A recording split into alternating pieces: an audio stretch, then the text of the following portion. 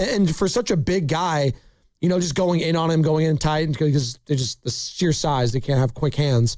But what Bryce has been able to do, I just don't think we're talking about it enough. I understand the team is not good, but didn't we all kind of understand at the end of the season, hey, if you don't make the playoffs, the next best thing is the development of Bryce Eldridge. Well, they're probably not going to make the playoffs, but Bryce Eldridge is developing. So that's a great consolation, is it not? Yes, but they've got to ensure that he continues to play. And so we're 10 days away where a guy like Arise can be traded. June 15th is kind of like you could trade him anywhere you want scenario, which could open up second base. I don't want to trade him. I know.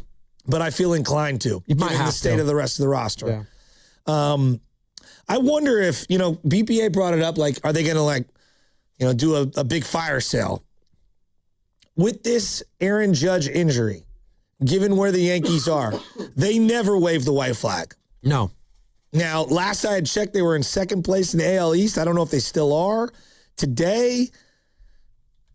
Oh, you're waiting on me? Sorry. Yeah. They are still, yes. They're a half game out. Yeah. I mean, to Tampa. Would they be a team that would, be aggressively trying to go get a Raffy Devers? I don't want to trade Raffy this moment, but I just wonder where they're at. Are they a team that's looking to add a third baseman? Because that's been a position of need for quite some time. A shortstop. They need a little pop. They need a little something. And I wonder with the Judge injury, if they're going to be more aggressive or less aggressive given where they're at. And does that make them more aggressive earlier than they would have been otherwise? So on the active roster, I'm just going on team salary cash tracker on Spot Track. Yankees, number 2, right? This is active roster, right? $247 million dedicated there. Only the Phillies have more at $257. Well, with everything that's coming down the pipe for the CBA and kind of the negotiations being played out publicly, if you're going to take on money, you want to take on money before whatever lockout situation happens and before a new deal happens. So basically the end of baseball, and then you'll have a couple of weeks before December 1. I believe December 1 it expires, or maybe it's December 10th it expires. And so the thought was there would be a wild frenzy for free agents like Tariq Skubal and crazy trades for teams to take on a bunch of money because you might be godfathered in. Right. So I just wonder about these big spenders, the Blue Jays. The Mets, but but they're not good right now. Not good. Teams like that, would they be more aggressive or would they be more cautious? It's a good question. Yeah, that remains to be seen, I guess. And the trade deadline is going to be fascinating because I guess the league's going to tell us, Joe, in a couple months here when it's August 3rd, August 2nd, whatever the trade deadline is. They're going to, if it's going to be an aggressive market, if it's going to be people scaling back, are there going to be more sellers, more buyers? I'm very curious to see what happened because when you just look at the American League alone in the MLB standings, everyone's in it. It's pretty incredible. I'm looking at it right now, the wild card standings, just in the AL. You've got the Mariners, A's, Rangers, Astros. Astros are 8 games under, but they could talk themselves into their own division potentially. The Orioles feel like they're only a couple games away. They've invested in stuff, obviously bringing in Pete Alonso. The Blue Jays, they were just in the World Series, as you mentioned. They're 3 games. I have no idea what's going to happen. The freaking White Sox are 4 games over still. They lost their best player, yet they're still playing pretty damn good baseball. So I have no idea what's going to happen. But you asked the question. I think it's fascinating. If the Yankees come knocking on your door right now for the Raffy Devers contract, let's say it's not for their top prospect or their top 3 or 4 or 5, but it's a solid couple prospects, maybe a pitcher that could start right now and maybe a couple hitters and maybe one of their active, I don't know, the bullpen guys. Let's just throw that because they need some bullpen help, right? Mm-hmm. Would you be willing to just basically do a glorified salary dump of Raffy Devers, Giants fans, if the Yankees came calling? Would you do that? 888-957-9570. I am curious because I know we've been kind of tiptoeing around that conversation, and you've been pretty staunch in saying, nah, if I can get rid of Adames and Chapman, yeah, but I'm keeping Raffy. You still feel that way? I still want to keep Raffy.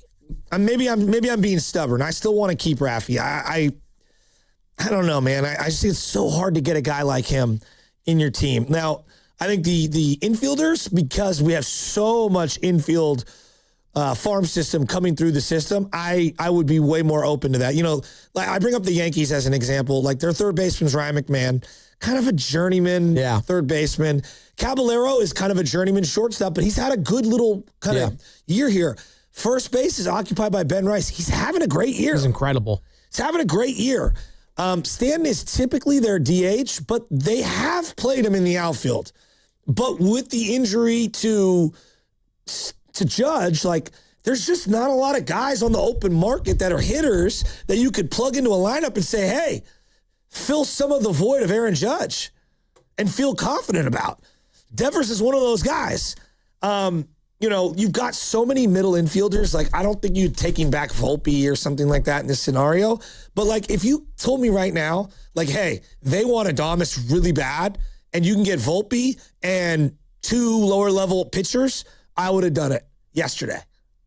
I think Adames is playing really well right now. He is. Well, and again, if you feel like you want to strike while the iron's hot, and Adames keeps this like hot stretch going, and you feel like he's going to fall back down to earth, maybe this is the time if you're Buster Posey to say, hey, you guys want Willie? He's looking pretty good right now. And then I'll throw this one at you. What if someone comes with a way better package and they want Casey Schmidt? Like, let's say you're the Yankees, and they come calling, and they want Casey Schmidt. And Devers? No. Just Casey. Just Casey Schmidt. Interesting. I'm trying to build with my young guys right now. I'm probably going to keep him. He right? is 27. Yep. I'm just asking. I want to keep him. I'd probably keep him. Big on Casey. If he was 29, Joe, maybe I'm getting rid of him. But 27, that's still young to me. I'm keeping him. So like, and I know like the only reason I bring up the Raffy thing is just because I know the Yankees love him. They love him. Well, he played in that division for how long? Since 2017. He's been a baller there. I mean, they wouldn't be foolish enough to put him at third, would they? Maybe they need to right now, but I'm just okay. So I don't want to get rid of Raffy. Raffy would like that though. Yeah, but see, they finally got a middle of the order guy who's legitimate and is having a nice. Well, this week hasn't been the greatest, but he's having a nice little run. And we're like so quick to move off him. I see a lot of Giants. I put Chapman and Adames in another bucket, and I put Devers in like you got to be blown away. I'm not in a rush to get rid of him. He leads the league this year in doubles. Raffy Devers, 19. Yeah, that doesn't surprise me. Been balling. Yeah. We're asking the question though. Hey, he's played a lot better defensively at first. Giants fans, Aaron Judge is hurt right now. He might be out through August. Who knows? If they come calling about Raffy Devers and that contract, and hey, we'll take that off your hands. Here's a couple prospects, maybe a couple, mid-level players, some bullpen guys. You doing that deal? Or does it need to be for a top prospect, and that's the only reason you're listening? I think Adames is the guy if I'm them. Because then you can maybe move Caballero to third and put him and McMahon. I don't know. But I talked to a lot of Giants fans, and I know Sam's been on this. Shout out the Orange and Black Weekend Wrap. Like, that salary attached to Adames right now, or Devers right now, is looking pretty intimidating. What's it like? $25 million? Yeah, for the next 8 years. It's not that bad. Well, it's also coupled with the Bryce Eldridge development, too. So they want to see Bryce. I acknowledge. They want to have an opening for Bryce Eldridge and some of these young guys, too. In the field. Right. And then that opens maybe up for Casey to do some stuff, too, potentially down the line. That's why I think second base is very logical. It does. In theory, I agree with you. But I think Casey's a better... third baseman than he is a second baseman. Why do we bring up Devers, though, instead of Adames? Because the Yankees know first and foremost how legit Devers is. They love Devers. That's the thing. They love him. And with that right field short porch. I don't know how many people love Adames as we're hearing for the Buster Onlys, the Bob Nightingales of the world. He was a Yankee killer. Yes. Devers. And then that's why they love him. But in a Devers deal, you have to be blown away. To me, you have to be blown away. Okay. Whereas the other guys, I'm just a little more open to it. Sam, do you have to be blown away as a Giants fan to get rid of Raffy Devers if the Yankees come calling? If the Giants do want to move off Raffy, for me, it's more about just clearing up the payroll space for me than. But like just for him.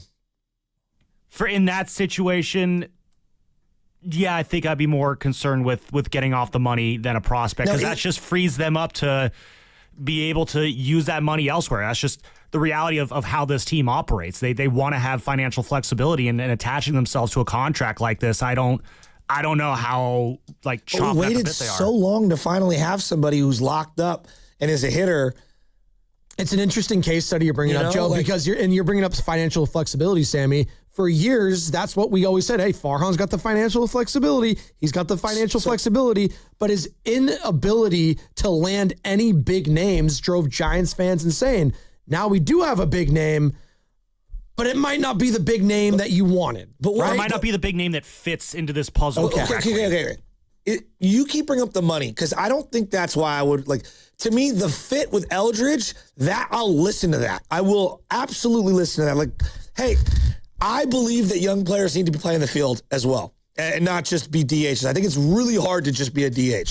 Raffy himself has talked about that. Yeah. But I also think Devers clearly wants to play in the field and does not want to be a DH. And so if you were saying, hey, if he was a right fielder, the money doesn't matter as much, but because he plays first, the money really matters and it's stymieing Eldridge. All right, look, that's a compelling argument. Is that where you're going?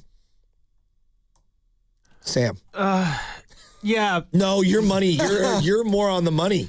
And it's part of, I'm kind of on the belief that you could just keep Bryce at DH and just have that be it going forward. But I've been going back and forth on this a lot over the last couple days, so it's hard for me to give a straight answer right now. But if I were to pick a reason, it would be more just for the money reason. But at the same time, it's tough for me because I don't think, and this is going in a completely different direction, and I'm not going to try and derail the conversation, but if you're moving a contract, it should be the Chapman contract. Because I think that's the one that really undoes this logjam. But I don't want to go there because that's not the conversation. But what about this aspect? Because, you move Devers so quick.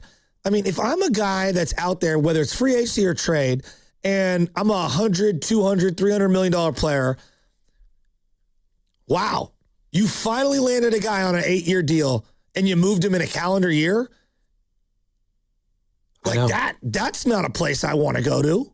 Potentially, or the Giants are saying, you know what? Do you get what I'm saying? No, I hear what you're saying. They were willing to do the deal and do the trade, and they're willing to pay guys what they want to get paid and add in contract years extended onto it that maybe other teams weren't. So for me, if I'm a free agent, I look at Adames, I look at Chapman and say, oh, well, they're willing to play ball and add some more years if I want that. So maybe I do want to play there.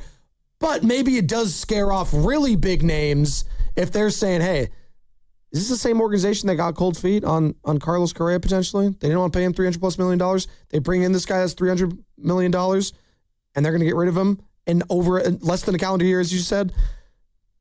I could see why that might signal to around the league saying maybe they're going to be a cheaper organization going forward. Maybe. That's not in what you want to be labeled, by the way, either. It's cheap. No. Because it felt like the Farhan era, they kind of got tagged with this, we're cost cutting. We're financial flexibility is how they said it, Joe. Yes. But in reality, Giants fans are like, dude, we need to sign some people here. How does this payroll feel like this high and yet we have no one that we're excited about? To like get, you know what I'm saying? No, yeah. I get it. To get real like in the weeds on Devers, like the reality aspect is, as a guy who's just a pure hitter, for me, it's his plate discipline drives me insane. Yeah. He is a very, very, very good player. But for a 10-year deal, you strike out way too much. And if that's my threshold, maybe I'm just not able to negotiate in the modern era. But like 170 strikeouts, he basically is good for 1.5 strikeouts a game since becoming a Giant. I'll throw this also. That is just way too much for me. I'll throw this also with the Raffy thing, where you look at the current state of the Giants around Raffy and where he's at in his career. Realistically, this team is potentially maybe another 2 or 3 years from being a legitimate contender. He'll be on the backside. Exactly. Yeah. I don't know if his timeline lines up with the Giants. Like, he's best suited to help a team that's trying to win it all right now. And when the Giants are at a position where they're trying to win it all right now, that's going to be the part in his career where I don't know how valuable he's going to be in that circumstance, and then it's going to be impossible to move him. Little Warriors-esque, as we're kind of talking about the timeline and the youth and playing stuff and age of certain players. It's like a backwards version of two timelines. It kind of is. He's the better Wiggins? Well, not Wiggins, but like, it's actually not. Let me give you I don't know if the Warriors' two timelines fully Let me give you the vibe, though, that I do get from him. Kelly Oubre can never be your best player. No. Right? His attitude is just all over the place. No, not the Oubre reference. Devers is infinitely more talented in his sport than Oubre. Yes. And I don't want to call him James Harden, because everywhere James Harden went, he did win. Though he didn't win anything of significance. There is and Raffy Devers did like ball out in the playoffs. Yeah, but he was not their best player. No. JD Martinez, Mookie Betts. That is true. Like, they had a lot of really good, but he was good. He was really good. I don't want to take a thing away from him. Really good. Not their best player, though. Nor was he their team leader. There is an aspect of, like, I don't love him as my most expensive player, as a leader, because he's got a weird aura about him. And I'm not saying that he's a bad teammate, a bad guy. That's not what I'm saying. He's not your textbook highest paid player. Jimmy Butler template. Jimmy Butler kind of esque, maybe. Kind of Jimmy Butler, but Jimmy I know could drag a team. He did do that before, yes, and will like demand more of his teammates. But the concerns with Jimmy too, when you brought him in, and kind of right now with Raffy Devers, is as these guys get a little older, it's like I don't know how much these guys' games are going to age gracefully. Jimmy, obviously, with the wear and tear, like I'm never going to question his work ethic because that's just who he is. He's a hard worker. But with Raffy, I do question the body a little bit. That was a major concern. Body is a major red flag. Yeah. Major red flag. But he's been pretty healthy. He's played in almost every game as a Giant. I mean, literally. I think he played 163 last year, for example. Sometimes guys figure it out. But it's just, I don't know. I don't know. I got a lot of red flags on him, but also the talent is undeniable. He does have talent. 707, coming from a Giants fan, I don't want to hear bleep about financial flexibility when there's no cap in baseball right now. Let's not mention you also got the Dodgers in the division. It's like the Niners and Rams right now, watching other teams get Myles Garrett. That's how Giants fans feeling right now. It's feeling like, damn, I get we're going to move off of these guys. Like, But you also have to, the reality, they're 13 games under, guys. Like, if you're a Giants fan, you also have to realize, like, yeah, maybe we all thought this team could be a playoff team. It's June 5th right now. This team's not going anywhere. So let's say you keep him for 4 years, okay? Hypothetically. How many career years do you really think you're getting out of Devers over the next 4? Ooh, career years. I don't even know if he can replicate what he did in Boston. All right. I know, I'm just being genuine. I don't know if he can. I'm looking up his stats right now on Baseball Reference. 33 was his high. How many was his high? For home runs? Yeah. 38 back in 2021. That was 5 years ago. He has 27, 33, 28, 35, and then 35 combined last year. Or 35 combined last year, if he gave you 35 home runs a year for this team for the next 4 years, I'd take that. You're jumping for joy. I'm taking that in a even with the heartbeat. 25. Yeah, I know.